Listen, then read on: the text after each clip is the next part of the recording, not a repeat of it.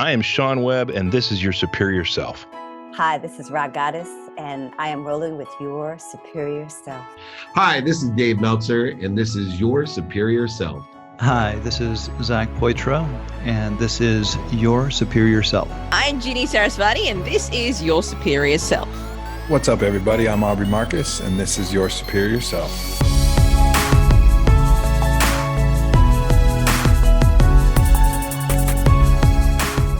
What is up, Superior Nation? I'm Trey Downs, and this is Your Superior Self, and thank you for taking the time to hang out with me today. I just have this crazy, insane, amazing, awesome, whatever word you want to use, conversation with Dr. Hoby Wedler, and I'm excited to be able to share that with you. Hoby was able to get his PhD in chemistry. And some of you may be like, okay, that's hard. Yeah, that's great. I mean, that is tough. That is something tough to do. I'm not very good at chemistry, so that would be out of my realm of possibility. Maybe not even out of my realm of possibility. Maybe if I just was interested in enough, I could probably do it. But some of you might be saying, yeah, that's crazy. That's good. That's awesome. What if I told you that Hoby has not been able to see he's never been able to see since he's been blind since birth? Does that change your opinion at all? Like, that is something very few people can do, I think. And to be able to hear his perspective and hear his philosophy on life today on the show, it's just uplifting. It's very powerful. And I'm very excited to be able to bring this to you, because I know that people need to hear this right now. Like, I take for granted some of the things that are in my life. For one, vision. Like, I wake up and I go through my day, and it never occurs to me, like, what if I did not have my vision? Like, how would that affect me? How would it affect my life? How would it affect my family? And Hoby has never had that. And he's been able to do many different things, and be successful in that. It's just, it's so powerful. Here's a little clip of our conversation. I just want to work hard, man. And that's what blindness is. If you want to be successful as a blind guy in a sighted world, guess what? You got to work a lot harder than your sighted peers. Because if you're going to get a job at anything, you can't only be okay at your job. You got to be really good to show that, hey, maybe you should even think about hiring me over a sighted person. You got to show yourself, man. You got to work hard. And sometimes it works out and sometimes it doesn't work. But it's all about cranking and doing what you can to get the job done and just holding your head high while you do it. Oh yeah, buddy. If that doesn't get you fired up on a Monday, I don't know what will. But let me read some of his bio so you guys can find out more about what he's up to. So Hoby is a scientist, a food and beverage expert, and a passionate explorer and innovator of sensory experiences and sensory-driven design thinking.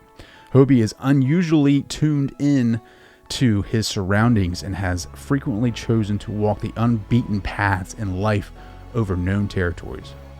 Wow. Yes, sir. Walking those unknown territories and creating your own path. I can't. Yeah.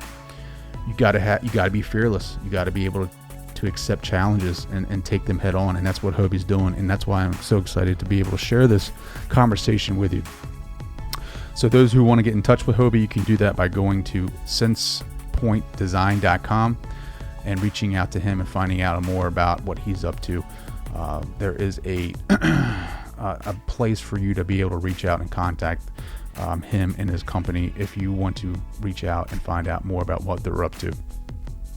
But before we get into it, you guys can reach out to me on yoursuperiorself.com. I can forward any messages that you may want to send to Hoby. I can do that if you want.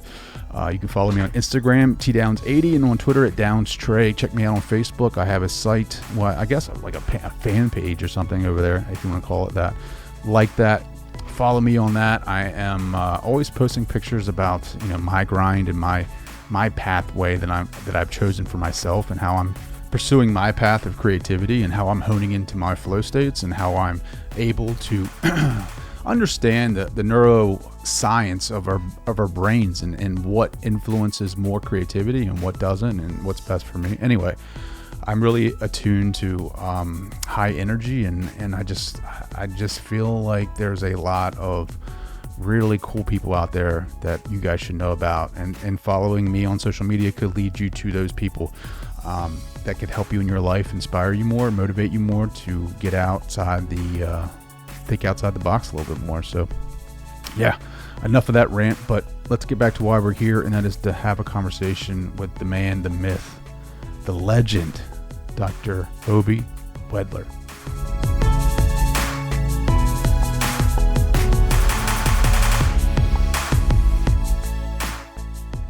Hi, my name's Hoby Wedler, and this is Your Superior Self.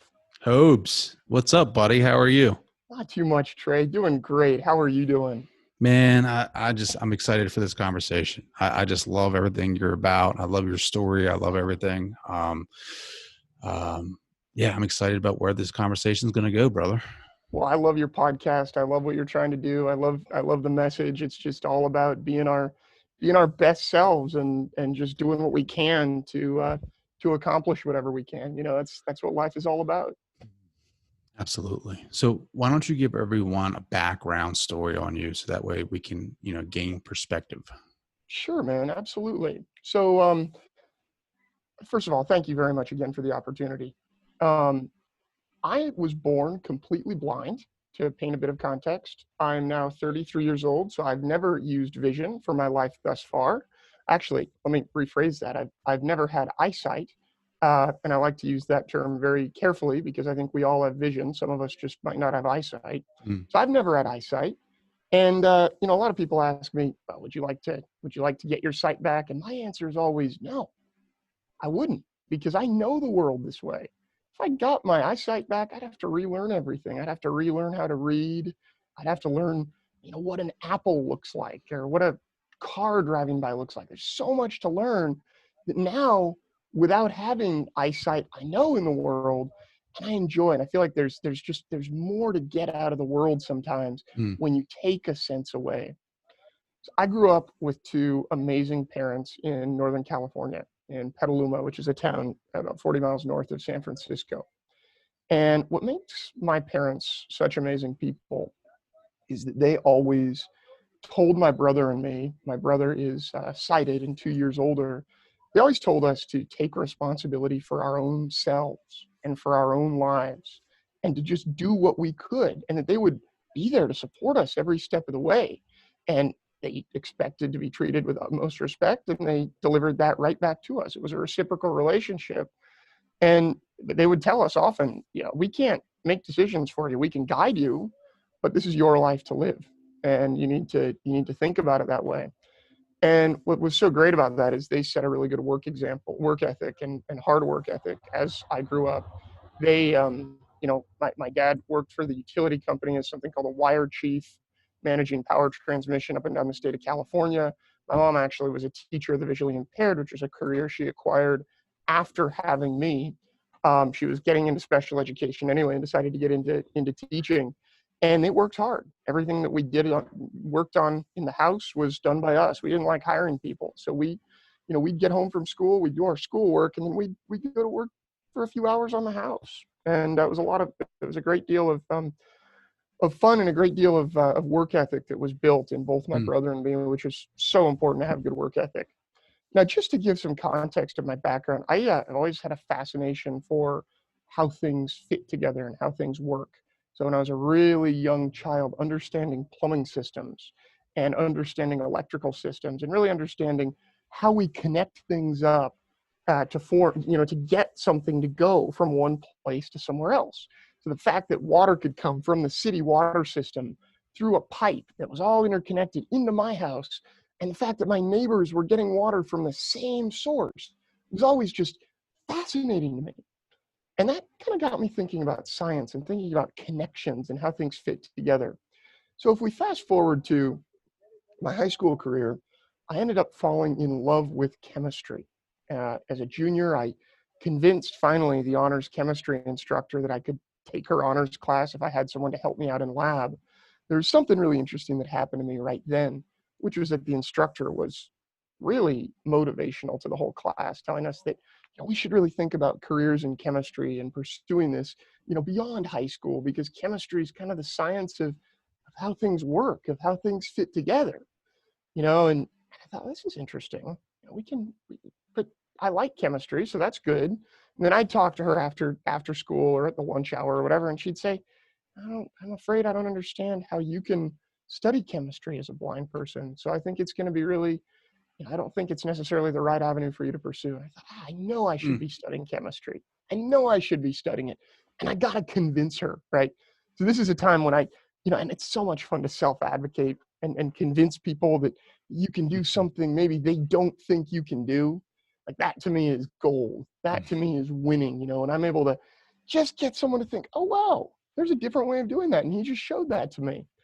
And so I thought of a perfect way to convince her of this. Like the second week of the second semester, I still remember it. And I walked into her classroom and I said, I understand that you think maybe people have a hard time studying chemistry if they're blind, but I got to tell you, nobody can see atoms. Chemistry is cerebral, man. It's in your mind.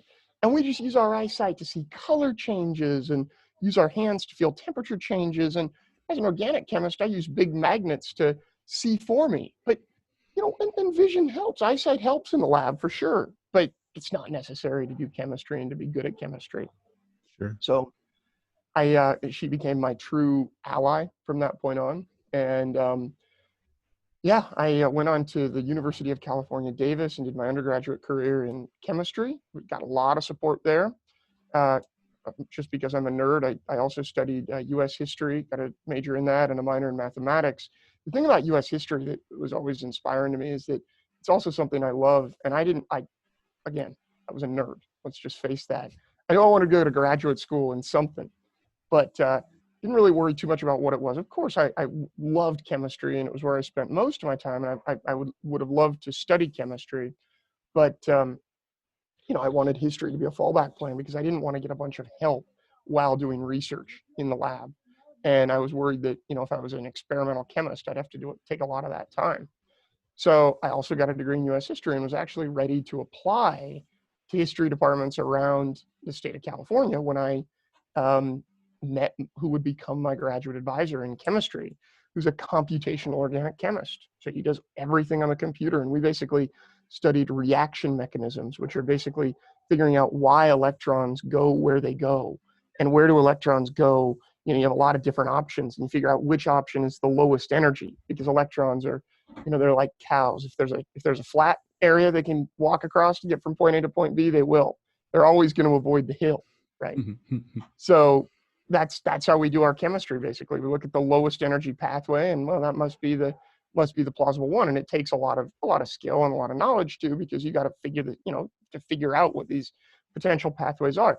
Anyway, Dean Tantillo is my graduate advisor, and he just really was a mentor for me. And when I say that, he really saw a future for me before I could see that future necessarily for myself.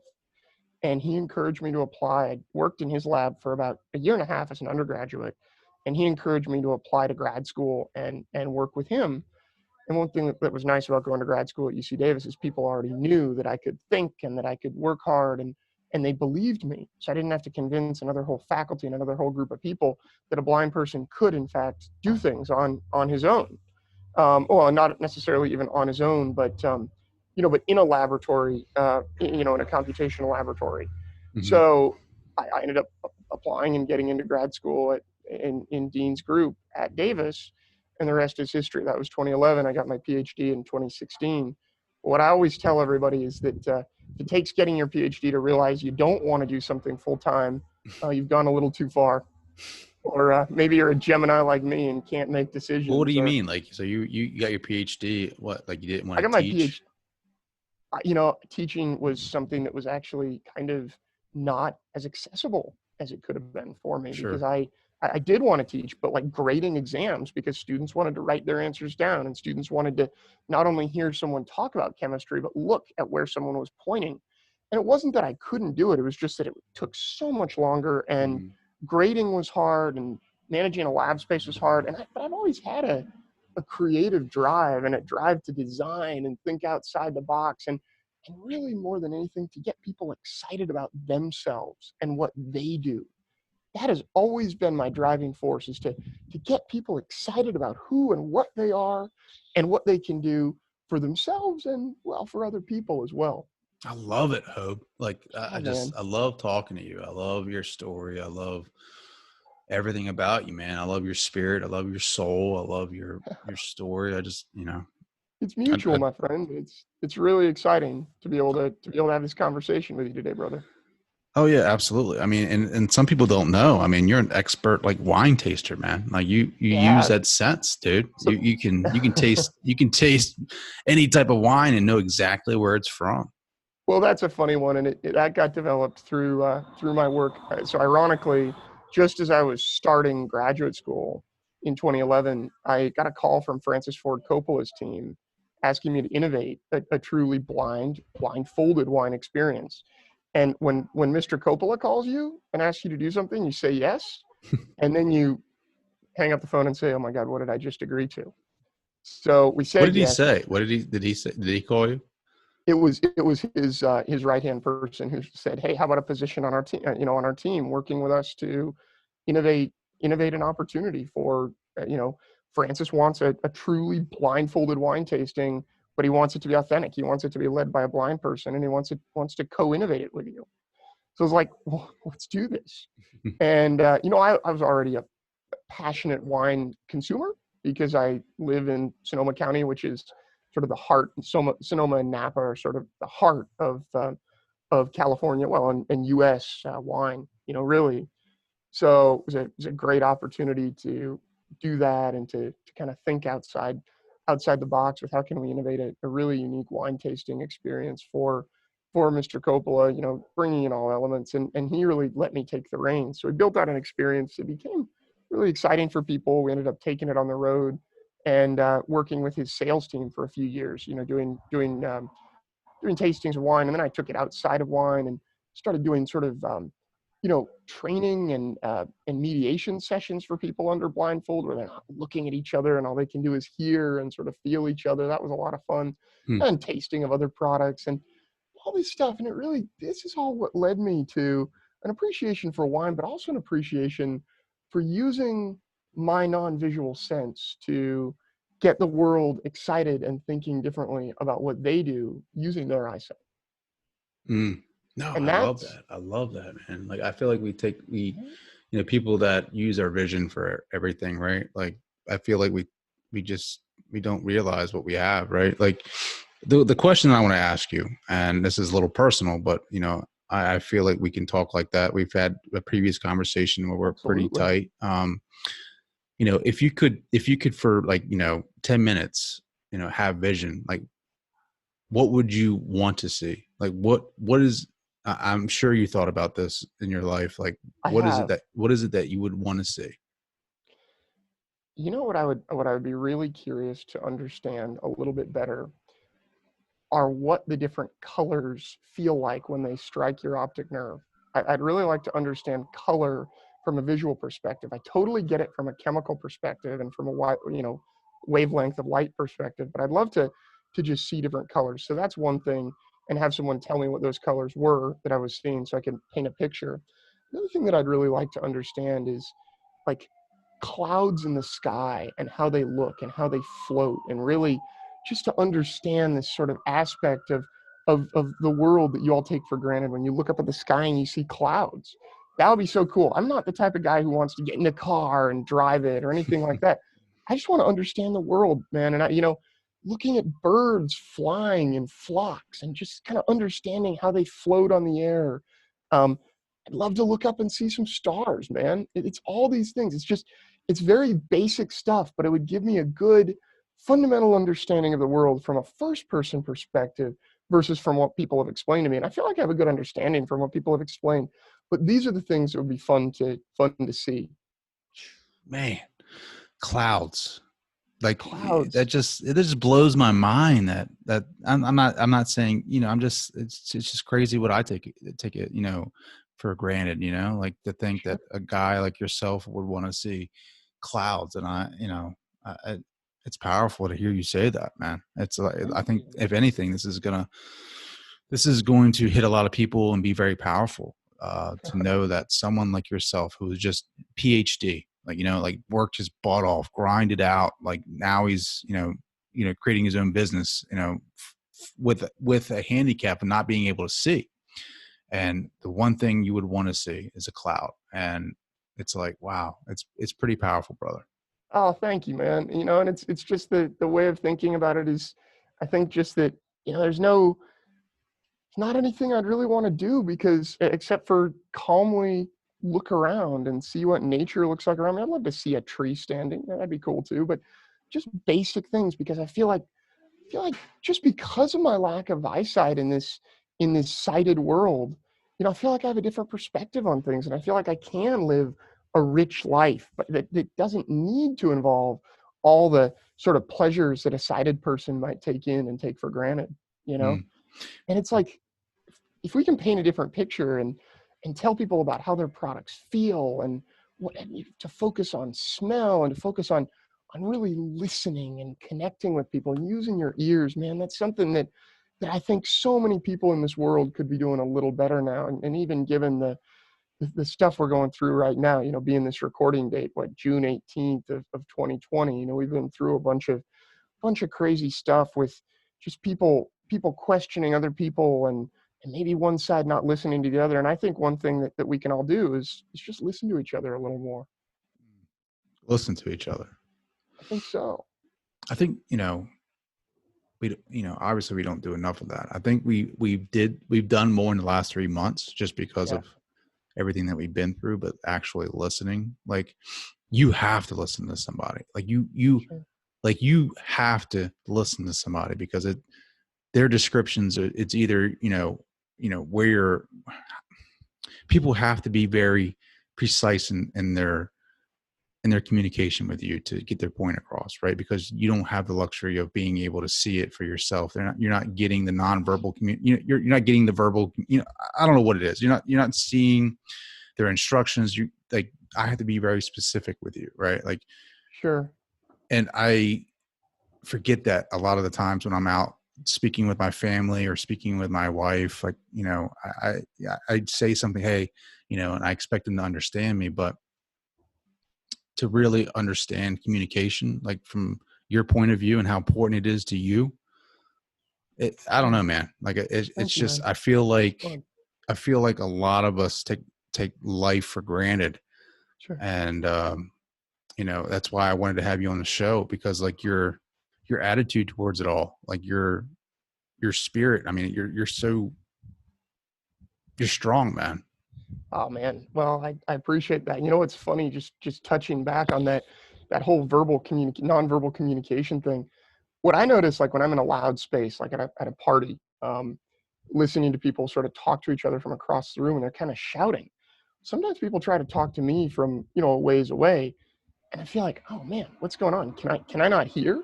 Because I can't pick up on the things that my friends around me are picking up from that same person. I'm like, what, is there a problem with my hearing? And then I realized, what it is there's so much being communicated. I don't think people realize it a lot, but a lot of people actually read lips and look at facial expression and maybe point to things, not even necessarily point to things, but just the way that they speak is like, it's almost nonverbal, but sound, words are coming out of their mouth. So it's kind of an interesting thing how sometimes I realize, wow, I really am not getting as much information as someone else, when I'm listening to them in a noisy environment. Man, how has it affected your business?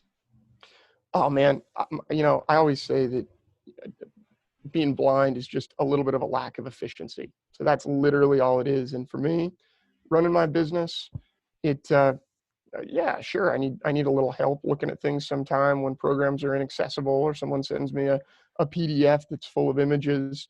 It's kind of ironic. I run a creative and multisensory creative branding company, consultancy. So a lot of what we do is visual. And so, yeah, there are certain disadvantages where it's like I can't just look at a PDF that our creative director will put together and send me. I might have to work with someone or give him a quick call. He's actually based down in Adelaide, Australia.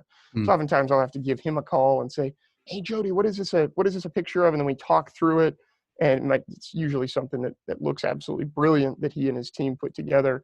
And then, maybe I'll say something, give him a little bit of my perspective, and that kind of changes the way he thinks about it. So it's actually a really good story, is that, we found a way to be totally creative together, where I offer a lot of non-visual stuff that gets him to think differently about the visual. And he talks in a very visual manner that gets me to think totally differently about the non-visual. And like, oh, wow, he's incorporating all this stuff visually. How can we match that? How can we bring the non-visual senses in whatever we're creating to a point? And if you're just doing a brochure or something, it really is mostly visual. But when we get to really shine and feed off each other and work with each other, it's really exciting to create in those environments. So I think we end up being a more powerful team because one of us can't see. And it's a team of three. It's me, my partner Justin, and Jody, who's a partner and creative director. Justin heads up all of our operations, and really it's all about just working together to come up with unique solutions that maybe people wouldn't think of. So experiences under blindfold, all the way to just plain old experiential marketing, building things that make sense for people to connect with, whether it be we work across many sectors, a little bit of tech, definitely food and drink. And it's just like, I always try to make a disadvantage into an advantage. And that's what I do in my business. So, and it's about creating where maybe people think, oh, how's this going to work? Is this going to be possible? And just figuring out ways to make it work in my own little unique way, being able to add value wherever I can. That's just my goal. I love that, man. I love your TED Talk too. I watched that and I shared that with my audience because I thought it was like very important. Thank you. Do you ever feel like, why me? Like, why is this happened to me? Like, do you ever have those types of thoughts? There are times when you feel unlucky, but it's the weirdest times, man. It's usually when I'm looking for something on the floor and I'm like, if I had eyesight, I'd just be able to see this. I do a lot of cooking in my kitchen. I'm kind of a nerd about that. It's always been my laboratory where I didn't have to worry about an insurance policy. So I do a ton of cooking, and I might drop something on the floor. It's like, oh, where is that measuring cup? This is really annoying.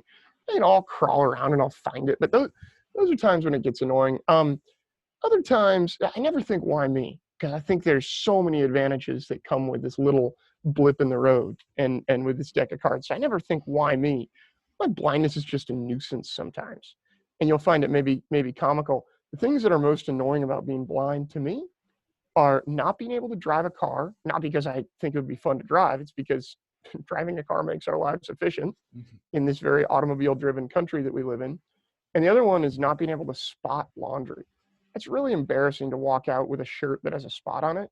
So I always get a little bit of assistance finding spots and rubbing them out with spot remover before doing a load of laundry. So I just don't like to be that person who's just well kempt in all other ways and try to be professional all the way. And then you go to a meeting and you got a spot on, of course people are going to judge you and they're going to feel bad. Like, oh, he couldn't tell, he's blind. It's okay. I don't want that. I want to be cool, and I just want to work hard, man. And that's what blindness is. If you want to be successful as a blind guy in a sighted world, guess what? You got to work a lot harder than your sighted peers. Because if you're going to get a job at anything, you can't only be okay at your job. You got to be really good to show that, hey, maybe you should even think about hiring me over a sighted person. You got to show yourself, man. You got to work hard, and sometimes it works out, and sometimes it doesn't work. But it's all about cranking and doing what you can to get the job done, and just holding your head high while you do it. So never why me. Are there annoyances? Yeah. Is it annoying when I'm waiting to cross a street and there's no traffic to tell me that that I can listen to parallel traffic? That's how I cross streets. If I'm at a stoplight, I listen for parallel traffic to know when the light's green in my direction, because cars are traveling in the direction that I'm going to be walking. And when there's no traffic out there, it's not a busy street. It's like, man, I'm going to wait here, to cross the street. Sometimes someone will come up and give a hand, but yeah, I'm not trying to say there's all sorts of nuisances, but there are definitely nuisances. But I would not choose a different hand than the one I was dealt for a minute. Because it's built you. It's totally built me. I would be a different person.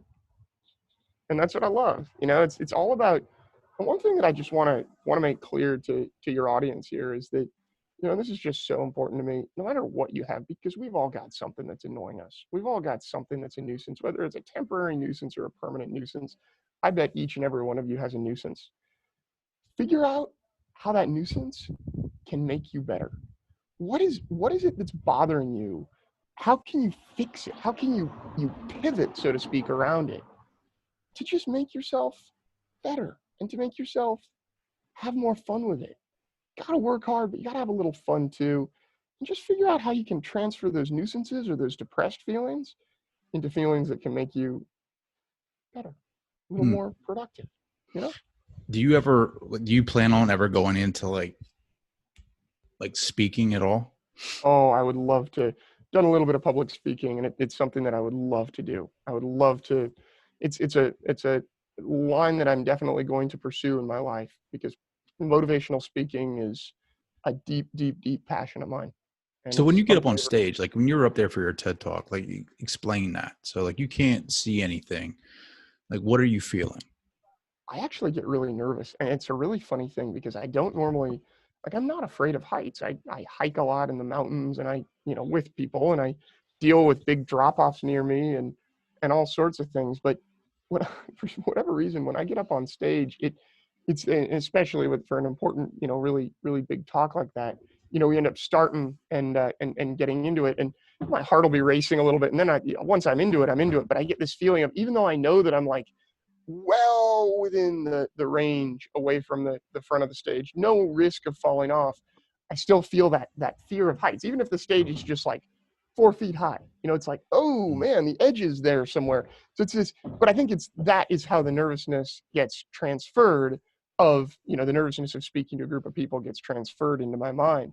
Once I say a few words, once I really get into it, it all just comes out, and I get less nervous, and I just have fun with it. And it's a good time. But I definitely get the same, sighted people say, oh, I get on stage and I look out at the crowd and it's like, oh man, there's a lot of people out there. I'm nervous. But for me, it's kind of the sound, the silent rustling of people, when right when I'm about to start talking, it can be a little bit like, oh, there's a lot of people out there. But it's something that I really appreciate, that I love doing in any respect, and in any place that I can add that value. I would never say that I'm so nervous that I can't speak. So No, I mean the fun. TED Talk was amazing, bro. Like Thank you, man. you nailed that. I mean, you used what was it, the wine tasting we got Chuck Pyle, a dear friend of mine, up on stage to taste wine with us. That was fun. But your point was right on. You know what I mean? Like being able to speak your point and present yourself. Like, I don't know, dude. Like I wouldn't have been able to tell other, outside of you telling everyone that you were blind. Like, I mean, you did, you held your own. That's cool. I'm so glad you enjoyed it, man. Do you speak some as well? Do I? No, I do not speak because I have a fear of speaking in public. Okay. So I'm just kidding, dude. I never had the opportunity, man. I just never had the opportunity. Yeah. You should give a TEDx talk sometime. You should. Well, yeah. I mean, but I think it's just finding your message, right? Like just finding your core message, and I'm still trying to figure that out. Like, I mean, it takes time. Like totally takes time. How it you're is. right on it with this podcast. Well, I appreciate that, man. I love it. I've listened to several of your episodes, and ever since we talked, I love the show. Thank you, dude. Yeah. I'm excited to share this with other people because I feel like, your story, your message, your vibe, your light is going to inspire a ton of people, because I think a lot of people just like,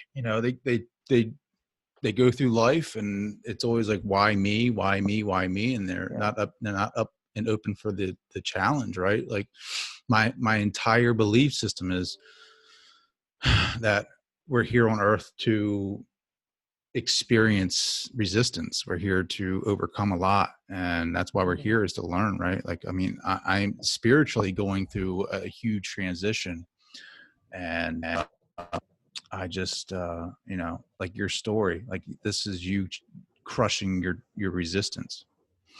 Oh man. Well, it's the thing that is that's a lot of fun about life, is is taking challenges and, saying, hey, that's what I love doing. It's really my core is taking challenges and challenging myself, because when you beat a challenge and you succeed, I don't think about it as winning or losing, succeeding or failing. When you succeed at a challenge, it just feels like so good and it's so much fun. And when you fail, you just get up. You can't be afraid of failing. You just got to try. And well, if it doesn't work, you come right back to it and you go for it and you figure it out. But that's not to say, and I need to be really clear about this, Trey, I'm human. I have my days of being depressed. I run my own company. I have my days of feeling like, God, we need to develop more business. What's going on? Is this working? We all go through that. It's just part of it, man. And I'm not perfect. I make mistakes. That's how we all need to learn, So don't think for a minute that I'm just always happy, always positive, but I do try to be upbeat as much as I possibly can, and to allow others to come along for the ride and be upbeat as well whenever the opportunity's out there and whenever it presents itself. And Well, I what do see a you lot of do? this. What do you do when you have those depressing days? Like what fires you back up? It's an interesting question.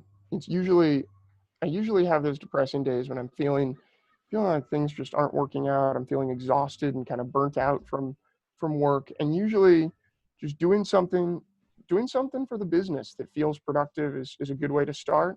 And then just getting outside, clearing my head, and understanding that this is just part of life, and just telling myself that this is part of life. We all go through this stuff, and we're all, it could be worse. That's what you got to say, is it could be worse. And then as the day progresses, things tend to brighten up, and you just figure out what it is for you that works. For me, it's thinking about great people around me, great adventures I've had. It's thinking about things that in my past and hopefully in my future that will continue to, inspire me to try different things and think differently and approach different things. So I'm kind of not answering your question all that well, but it's just really, it's a matter of, 'cause I don't really know what I do, but it's just a matter of stepping out there and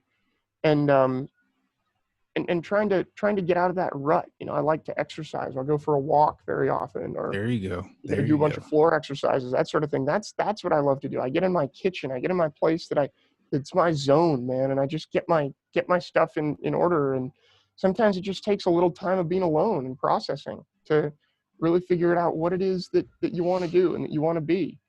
And I think that, we all go through those times, and it's just about being able to pick up the pieces, and it's just feeling that sense of accomplishment is really important to me. I get depressed when someone does a bunch for me and I don't contribute much to something, and I feel like, God, could I have done that? So it's all about challenging myself to do more and to try more and just do things a little, in my own way.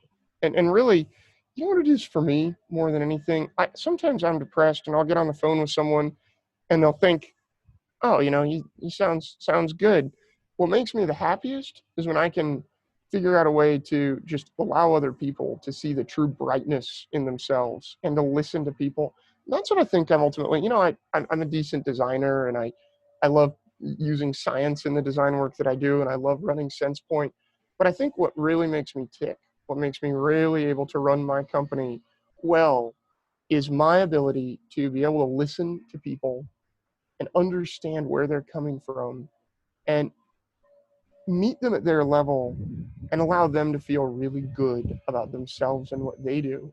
And I think that's what gives us that's what allows me to develop business, is getting people excited about who they are and thinking that, hey, I really am a good person. I really am doing something cool.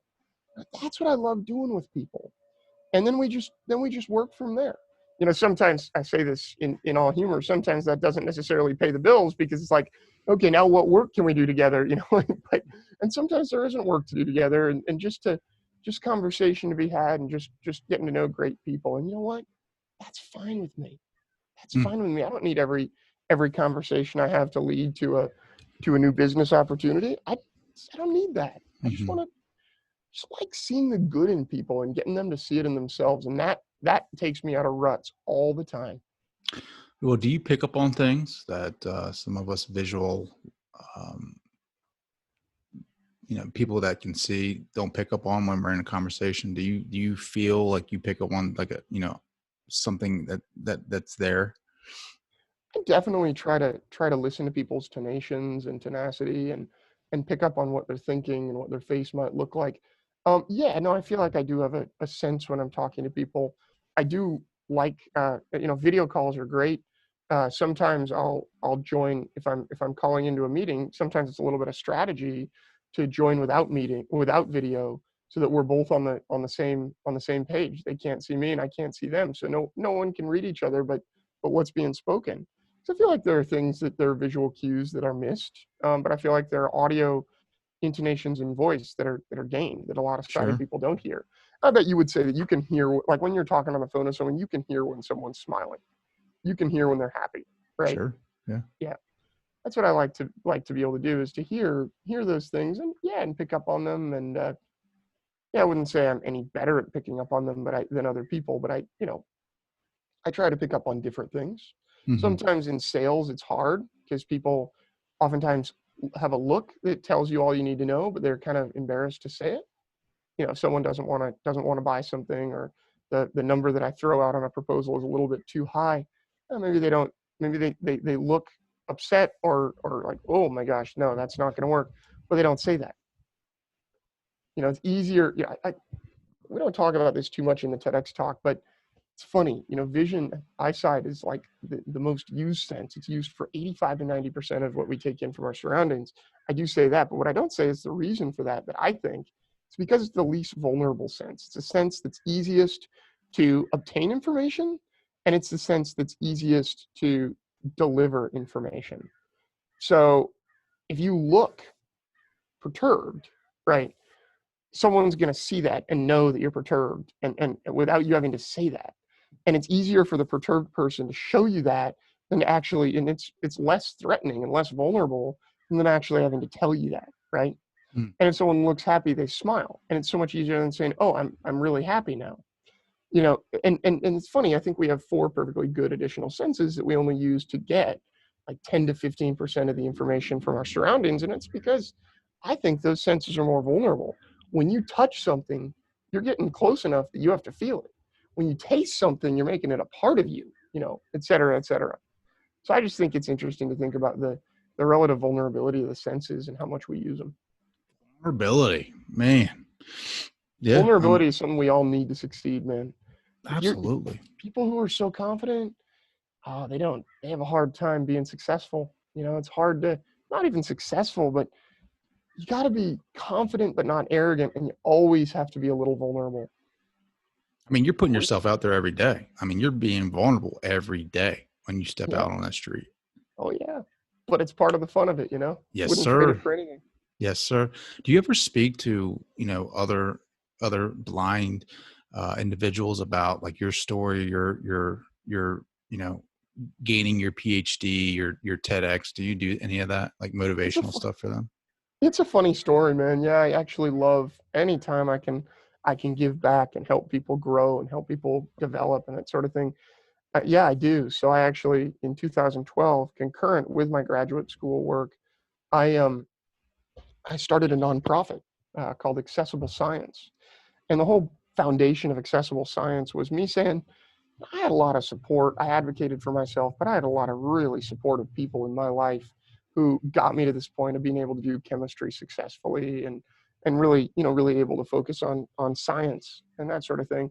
I bet there are a lot of other kids out there who were like me, but just didn't have that support and didn't realize they could necessarily do whatever it is they wanted to do, no matter how visual it seemed.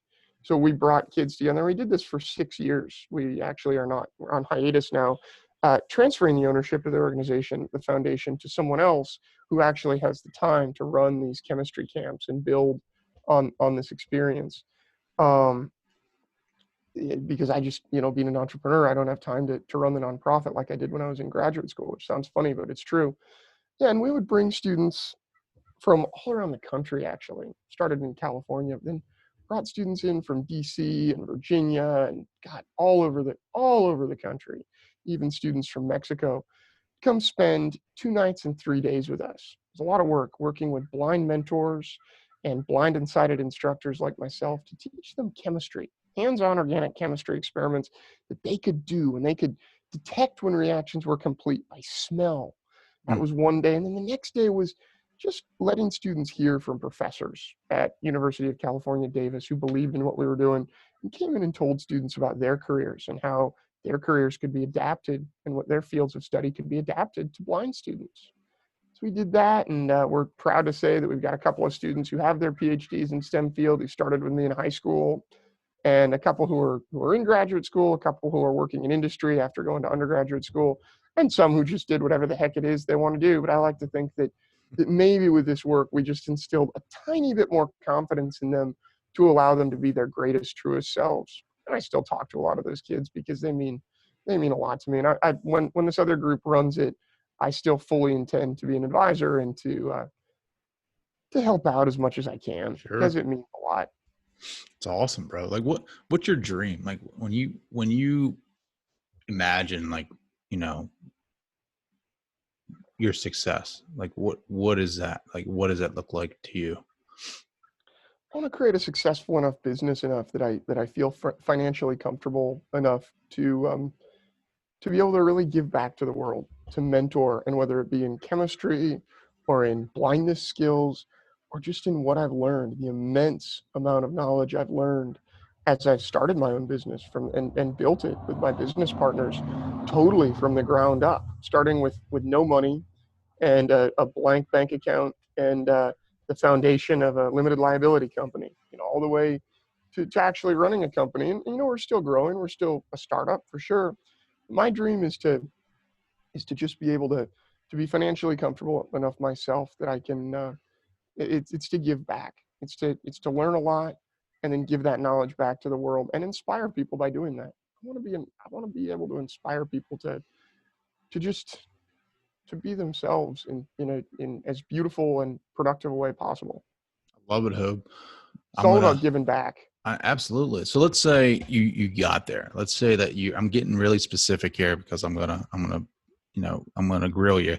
So you did all that. You did all that, right? Like you're a successful business person. You're giving back. Like, but let's go further. Let's push a little bit further. Like, what is it like? What is your typical day like? When you succeed, when you get to where you want to go, the pinnacle of your success, what is that going to look like to you? Gosh, you know, it really will look like having a successful company that has several employees that really trust me. And my motto of hiring anyone, by the way, is never hire anyone. Always hire people who are better than you so that you can keep learning from them. So I want to have a group of people who I'm learning a ton from, who I can go in and have conversations and really be not the person necessarily in the trenches doing the day-to-day work, but the person at a higher level really advising and thinking with the people who I work with, how to best do their work. You know, I imagine myself probably here in Northern California. I just love it here. Really imagine having a bit of property and you know, getting up in the morning, getting some business done, some work done that has to be done, and then having time to, you know, go out and really push this motivational speaking. This is Yes, sir. Yes, sir. I will be successful when I can just spend my time guiding my company, but speaking to people and motivating them and getting them to do their best possible work. So a typical day would be getting up in the morning, getting some work done. I love gardening, right? Going out to the garden and tending to that, making sure the watering system works, which I don't know, it doesn't usually. So a lot of that sort of thing. And then you know, and then going out and having conversations, honestly, like the one you and I are having now, and working with people almost as a coach, as a mentor, as a motivationalist to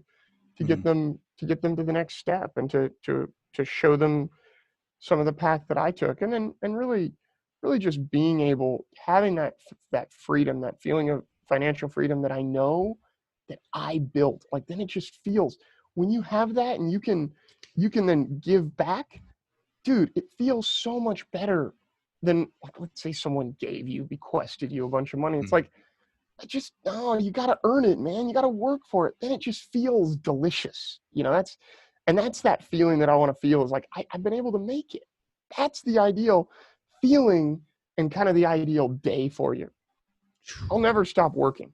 I'll never stop working because I love it. But I gotta relax too, and I gotta relax with my partner, and that's another big part of my life. I plan to be with the person I'm with now for the rest of my life, and just be together and build awesome opportunities for us and for those around us. And it's about being positive, man. And even in this weird pandemic we've had, I'm sorry, it's like, think about the positives. Think Sure. about the time you've had Sure. to get on Zoom and talk to those people you haven't talked to in a really long time.